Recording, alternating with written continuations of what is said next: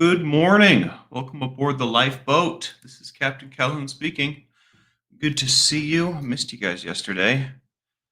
This schedule I knew was going to be difficult, but my head's above water.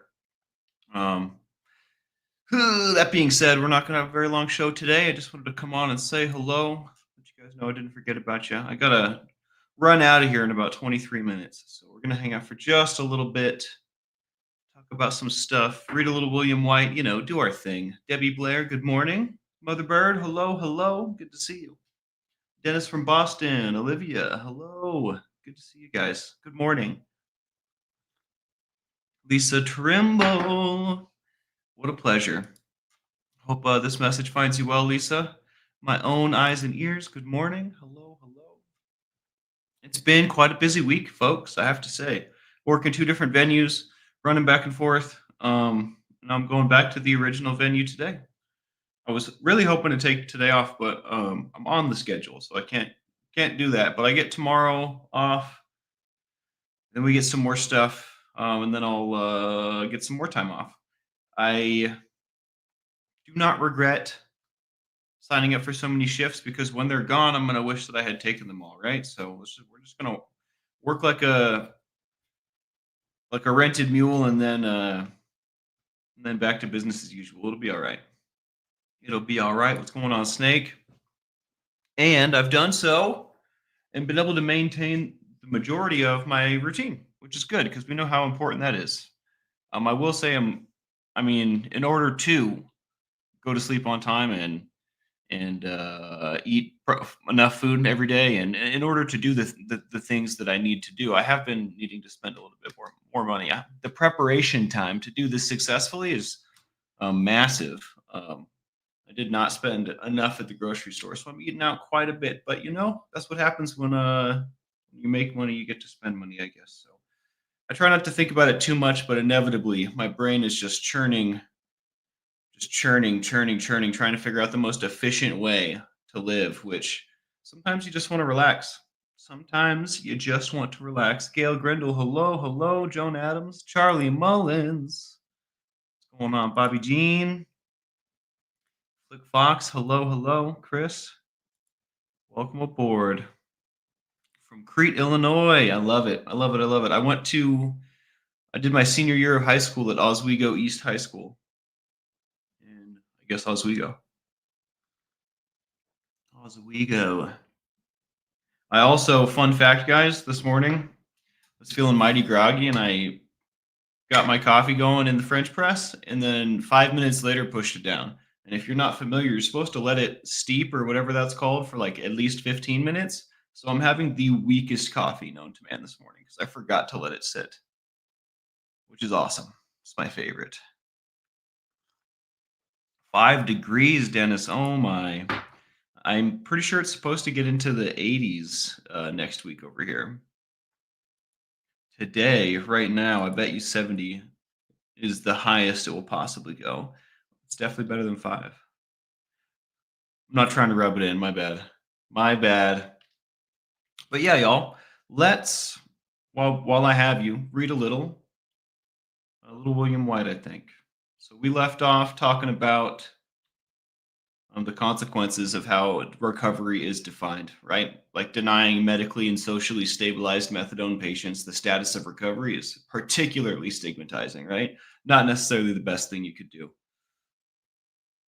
Having fake spring here in Louisiana, yeah, it tends to happen now and again. The good news is spring will come in full swing eventually, right?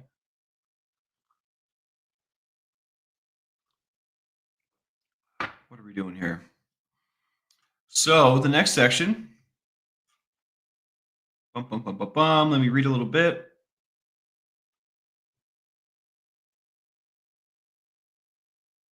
The next part is a little bit more technical, and I don't think that that's really for us. I think that's for medical professionals or something like that. So section 8 is entitled, "Is recovery something more than the elimination or deceleration of alcohol and drug problems from an otherwise unchanged life?" So he poses the question, is recovery more than just removing the alcohol and the drug problems? And he specifies alcohol and drug problems, not alcohol and drugs, mind you, right? So this is the destruction that it causes in my life, right? Discussions of recovery that focus exclusively on the presence or absence of alcohol and drug use ignore the fact that addiction, I'm going to move it over here so I can look at you, that addiction is often intricately bundled with other problems, and that the resolution of addiction is often inseparable from the resolution of problems in which it is nested. So what that's saying is if there's other stuff going on, mental health issues, lifestyle issues, if I'm hanging out with degenerates, like there's a bunch of other factors that could be at play here that have nothing to do really with drugs and alcohol, right? But have everything to do with drugs and alcohol. What he's saying is if there's other stuff going on, it's not sufficient to just address the drugs and alcohol or even the problems they cause, right? We're going to have to address mental health. We're going to have to address, how I'm spending my time, who I'm hanging out with, and, what I like to do. We're going to have to address a lot of stuff. Is often inseparable from the resolution of problems in which it is nested. This is a very interesting way to say that.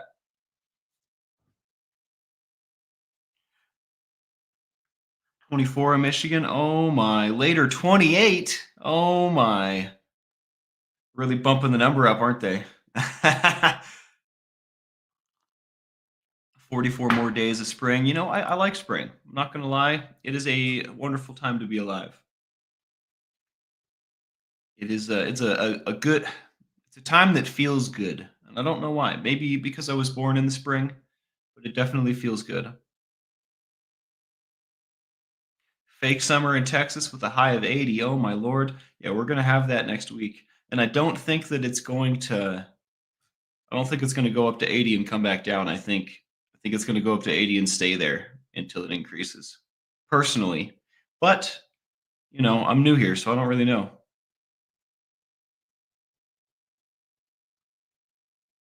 Kate Murphy says, "My arthritis is ready for spring. My SAD is even more ready." I tell you what, I can't relate really with this, except for when it gets really, really cold, my nub hurts a lot. Um, and I guess that's just because all the nerve ends were destroyed and then folded and sewn together. So they kind of freak out when it gets cold. But other than that, like that's the only reason I know that cold affects stuff like that because it hurts. It's a surprising sting, I have to say. Hopefully, the winter will pass quickly, folks. I'm hoping to get one more snowboard trip in before that happens. Paratrooper Chad asks, "Did the groundhog see his shadow?" I do not know. My dad probably does, though. He keeps up with stuff like that. He's waiting for me in the car right now while I do this. I'll ask him.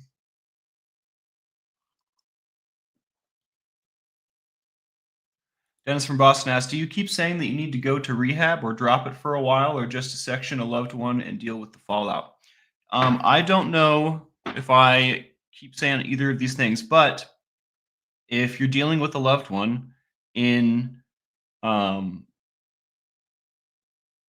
in recovery and they're struggling, we don't want to do the tough love thing, right? We don't want to kick them out or anything like that. Obviously, like we have to protect ourselves, our family. Like maybe I've got kids and a significant other, right? There's a lot of things to consider, but like the fact of the matter is like no matter who you are, if you're an addict and you're not ready to stop, you're not going to stop no matter what help you have, no matter what opportunities present themselves, right? If you're not ready, you're not ready. So that being said, I try to find a position to be in where I can observe without hurting myself, right? Without letting what's going on with them affect me mentally, emotionally. And this is very tricky. This is not something that, we're just going to like check all of our boxes and it's going to be okay, right? This is going to be a tightrope kind of deal. But I'll try to position myself to where I can observe, right? I'm there for when they are ready and maybe also there to I want to say right there to make sure nothing crazy happens, but like really that's out of my power, isn't it? If I'm going to stay in a position close enough to watch, but I don't want to like involve myself too physically, like I'm going to end up witnessing things that I don't want to see, right? But at the end of the day, it's a loved one and we want to be there for them. We can't force them to switch it up, right? So I just try to like, for example, my good friend in Salt Lake that I tell you guys about a lot. I'm constantly observing, right? I'm reaching out and seeing how things are going. And sometimes it's absolutely terrifying. Other times it fills me with hope. And one day she's going to be ready, and I'm going to be ready too. You know what I mean? And that's, I guess, the response I have for you, Dennis. Um, I support rehab. I think that's great. I think that it helps a lot of people. I think it's necessary for some people. For me, that's not my story, right? Rehab, I don't think was good for me. Um, that's a story for another day. But like, I'm not necessarily against rehab or anything like that. I am against like tough love, right? I don't think that we should. I don't think that we should treat our loved ones like lepers, even if fill in the blank, even if whatever.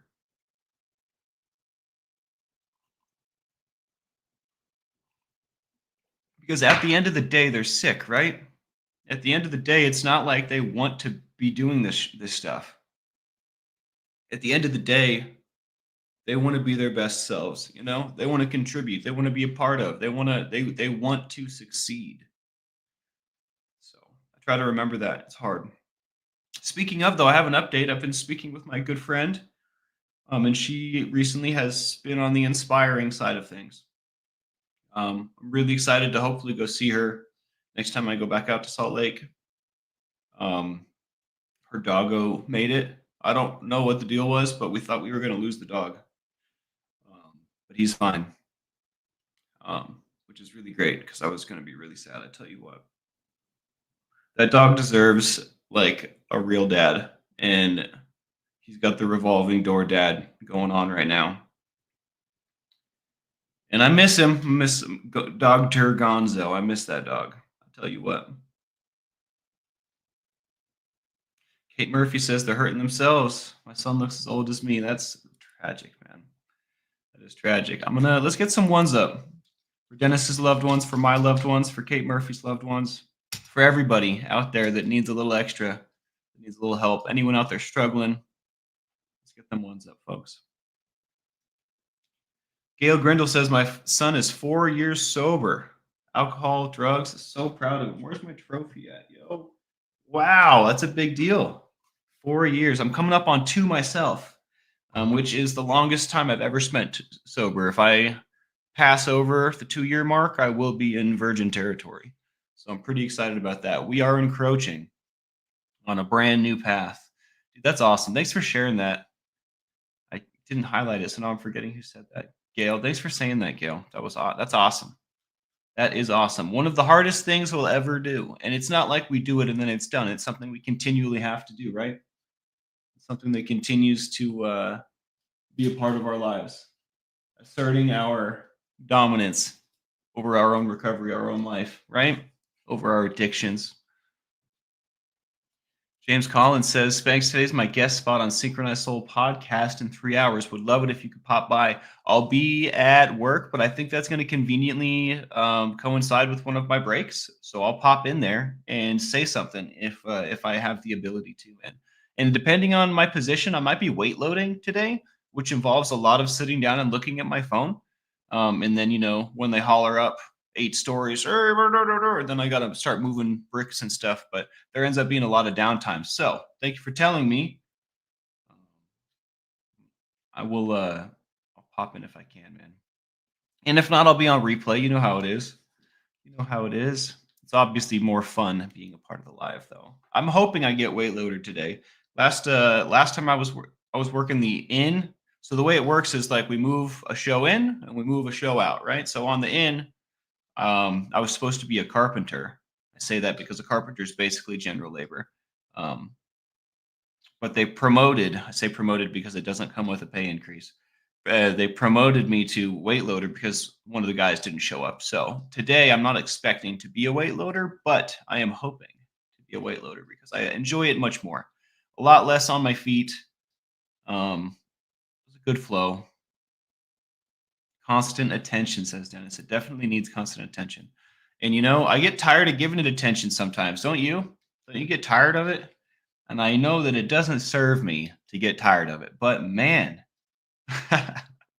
maybe one day I could just wake up okay, It's all right. I mean, not that I'm not waking up okay. just, have to work really hard at being okay.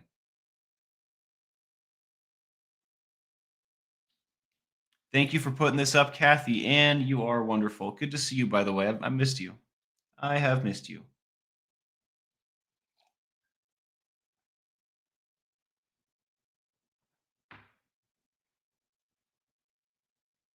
Today's topic is Groundhog Day. Are we destined to repeat life mistakes and the importance of setting boundaries? Interesting.